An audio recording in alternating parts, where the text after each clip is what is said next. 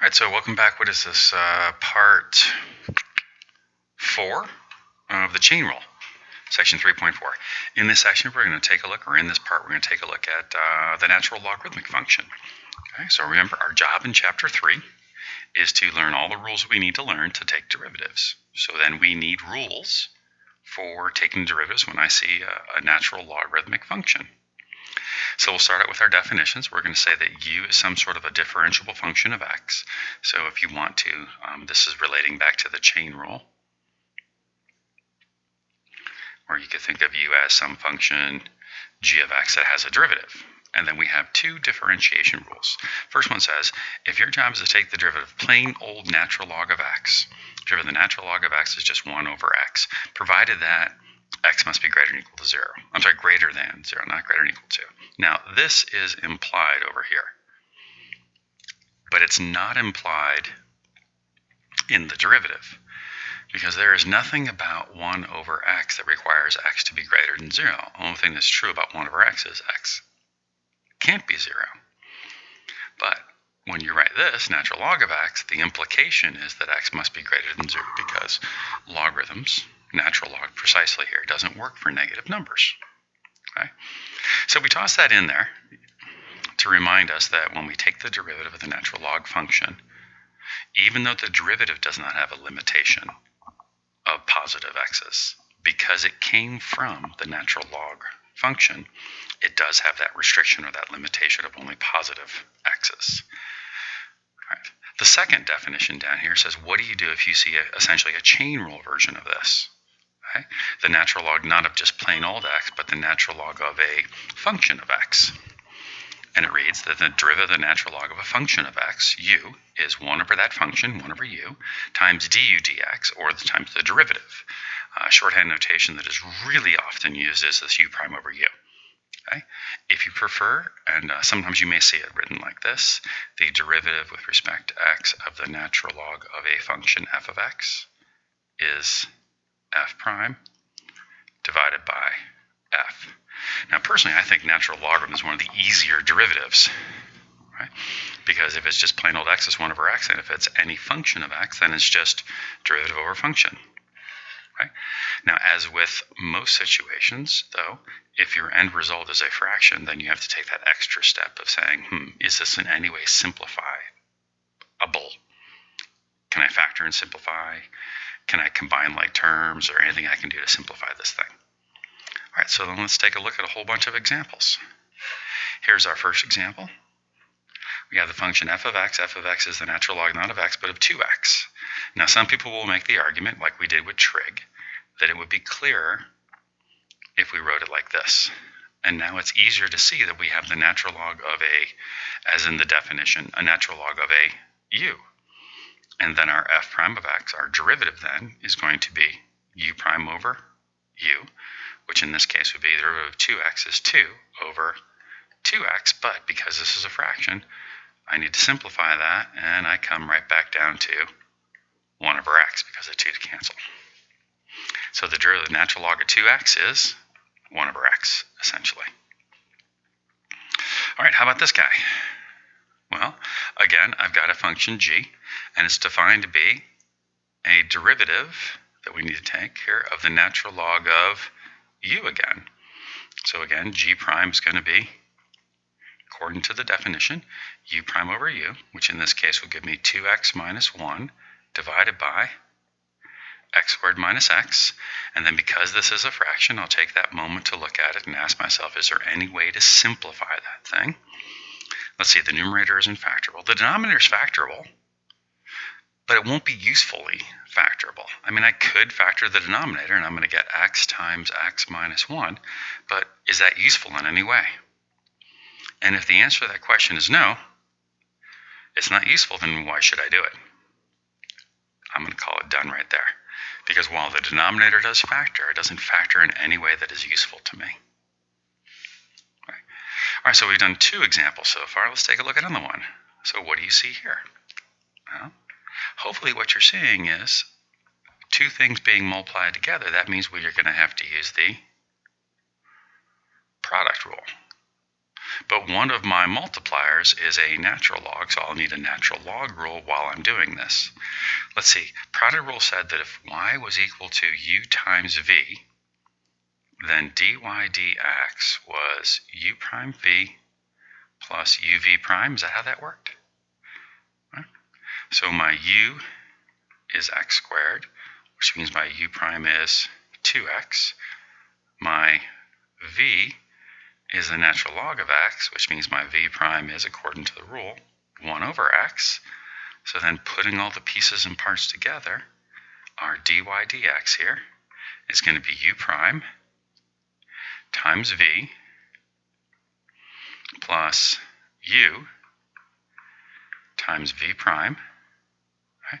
And then I'll go through and see if I can clean this up at all. I don't see anything I can do with the first piece, the first term. But the second term, x squared times 1 over x, is just going to be it's just going to be x. And then I guess that's factorable. I mean, I could do this. And then if I really wanted to, I could do this. Because remember, there's some sort of a rule about coefficients becoming exponents. Okay. And so there's my dy dx. There's my derivative. Okay. Now, if you had left it like this, that'd be fine.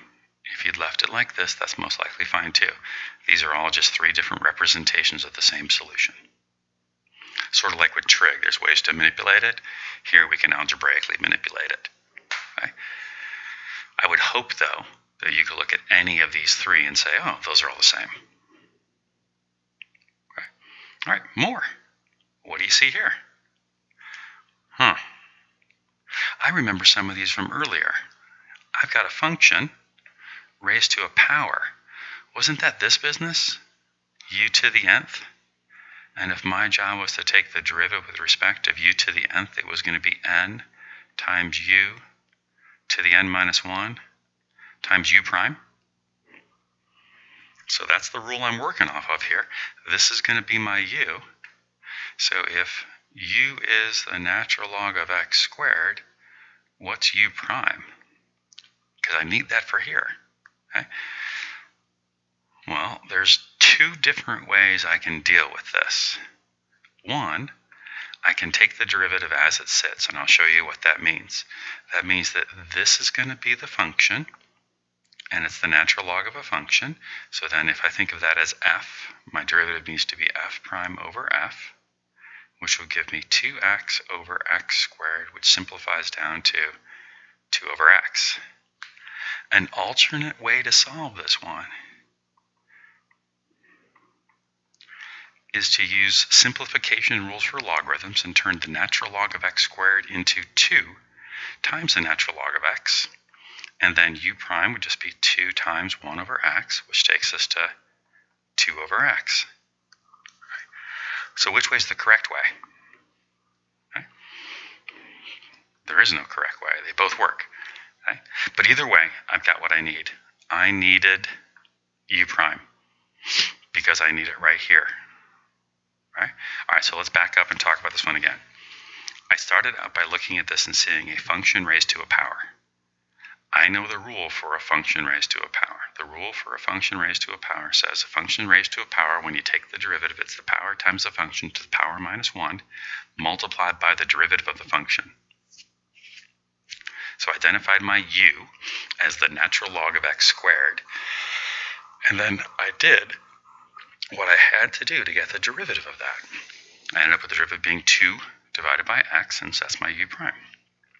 Now I'll put all the pieces and parts together, and I'm going to get then that my derivative dy dx is going to be 3, that's the n, times the u, natural log of x squared, raised to the second, that's the n minus 1, multiplied by the derivative of u, 2 over x.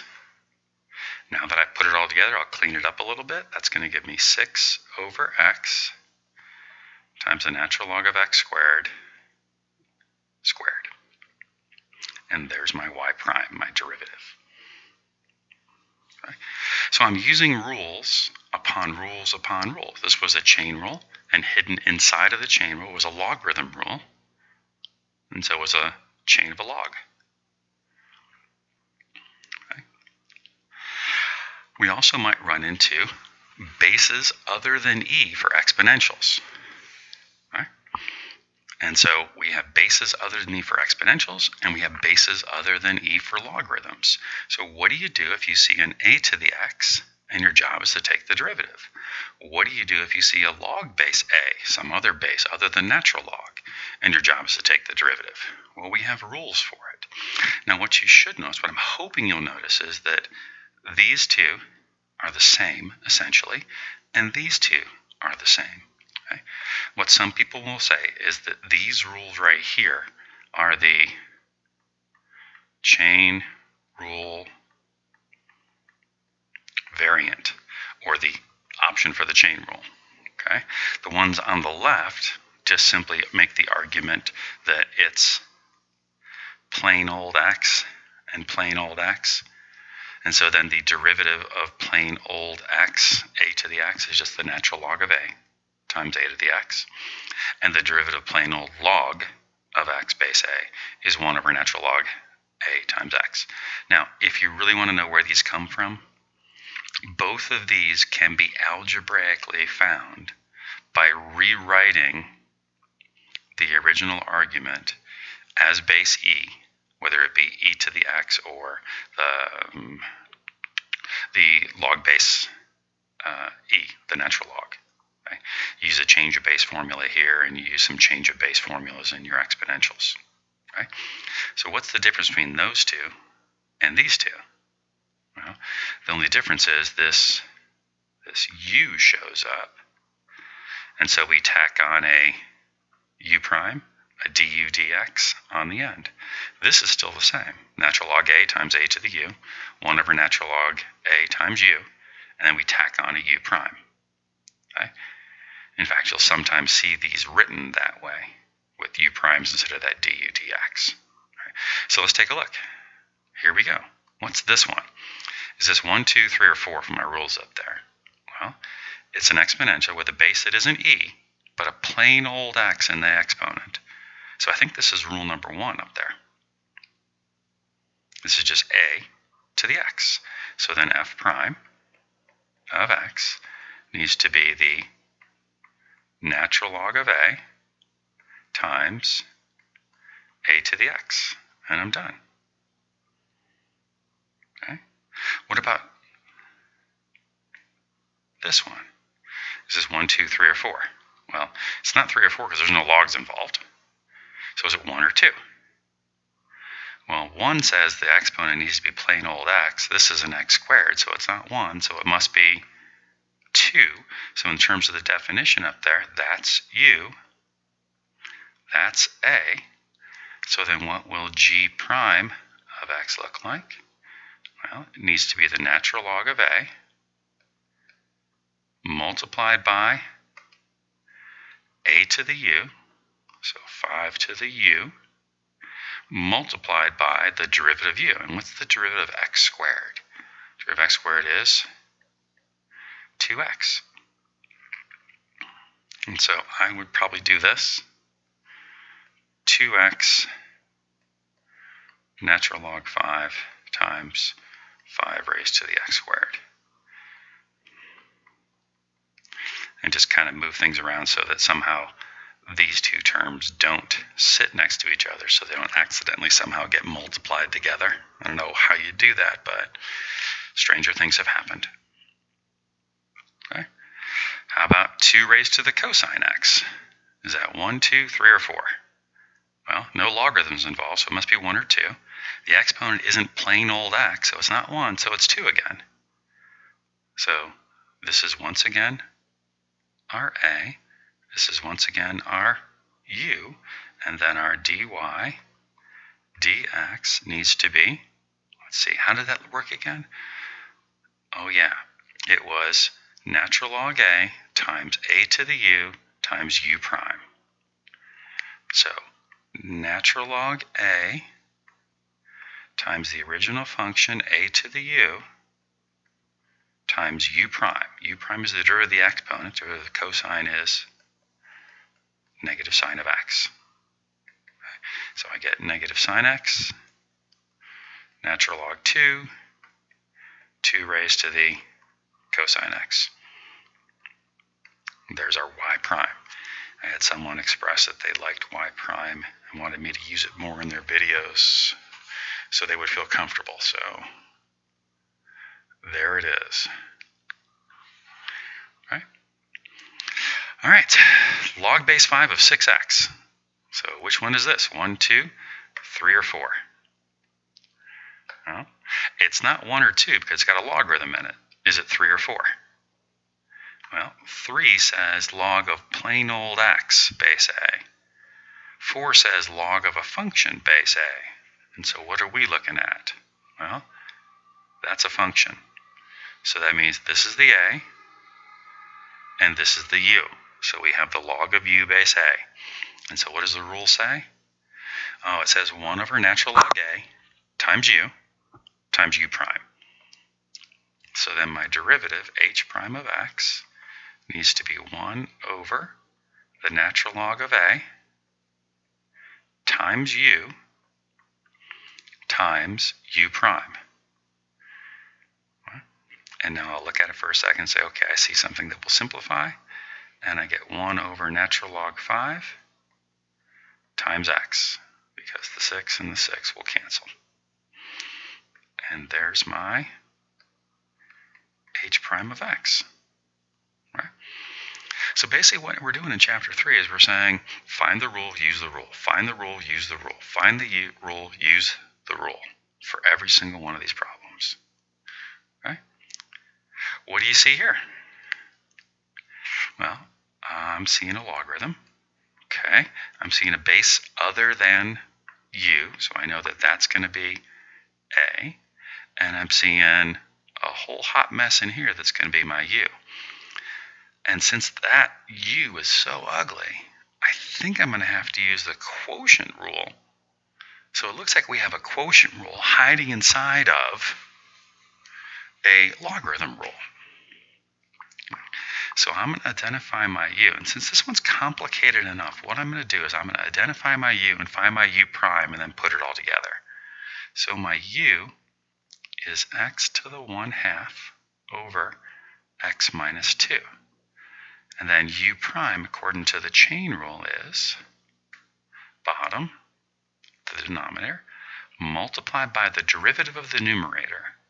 So that's going to be 1/2 x to the negative 1/2 minus the numerator, x to the 1/2, times derivative of the denominator, which is 1, over the denominator squared. And so I'll clean that up a little bit. Let's see, 1/2 x to the negative 1/2, when I distribute that into those parentheses, 1/2 x to the negative 1/2 times x will be 1/2 x to the 1/2 minus 1/2 x to the negative 1/2 times negative 2 will just be minus x to the negative 1/2, and then minus x to the negative 1, I'm sorry, that's a positive 1/2 over there, isn't it? All divided by x minus 2 squared. Let's see. Holy cow, that's a mess. Let's see. I think this one and this one are like terms. So what's 1/2 x to the 1/2 minus x to the 1/2? I've got a negative 1/2 x to the 1/2 minus x to the negative 1/2 divided by x minus 2 squared. Let's see. If I factor out an x to the negative 1/2 in the numerator, I'm going to get x to the negative 1/2 times negative 1/2 x minus 1, all divided by x minus 2 squared. And now I can take that and move it downstairs, multiply through by 2, and I'm going to get, what is that going to give me? Negative x minus 2 over 2 root x times x minus 2 squared. So I moved this downstairs because of the negative exponent. I multiplied numerator and denominator by 2 to clear out that fraction. And there's my, what was this again? Oh, this is just the u prime. So now I can put together the derivative. So now my dy dx is going to be 1 over natural log of 10 times u times the square root of x over x minus 2 times u prime. I definitely did not leave myself enough space in this for this problem. Whew. Okay, so now what do I do?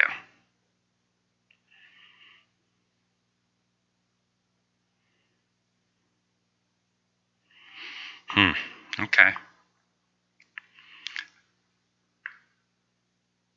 This is a fraction that is being multiplied in the denominator, so in reality it's going to flip and multiply. And so we're going to get then that dy dx is going to be 1 over the natural log 10 times x minus 2 divided by root x times u prime, which was negative 1 times x plus 2 over 2 root x times x minus 2 squared. And now we'll check and see if any algebra can happen here. It looks like one of these will cancel. And it looks like a root x times a root x will give me an x. And so that gives me y prime is, let's see, across the top I'm going to have the negative 1 times x plus 2 left. Across the bottom I'm going to have the natural log of 10 times 2x times x minus 2. And there's my derivative. Woo, that was a fun one. All right, hopefully this one won't be too bad. Let's see, we've got sine of 2 raised to the x. Oh, okay, so there's a exponential rule hiding inside of a sine rule. I think I can do this. I know this much. I know if y is equal to the sine of u, then y prime is going to be cosine u times u prime. That's just chain rule. So then that u prime, if u is 2 to the x, then what's u prime? 1 over natural log 2 times x. Okay, because remember, we're working off of this rule. Oops, I got that one backwards. I'm thinking quotients, I'm thinking logarithms. It's just natural log 2 times 2 to the x. Over here thinking logarithms, logarithm a times a to the x.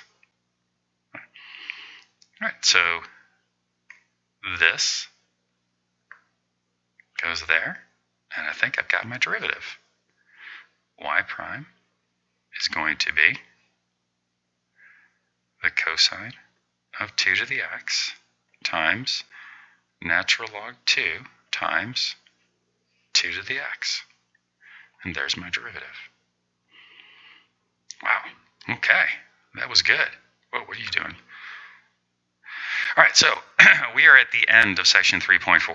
At the end of section 3.4, here is everything that you should be very comfortable with. These are the rules that you should know by now, and you should be able to apply them in any situation.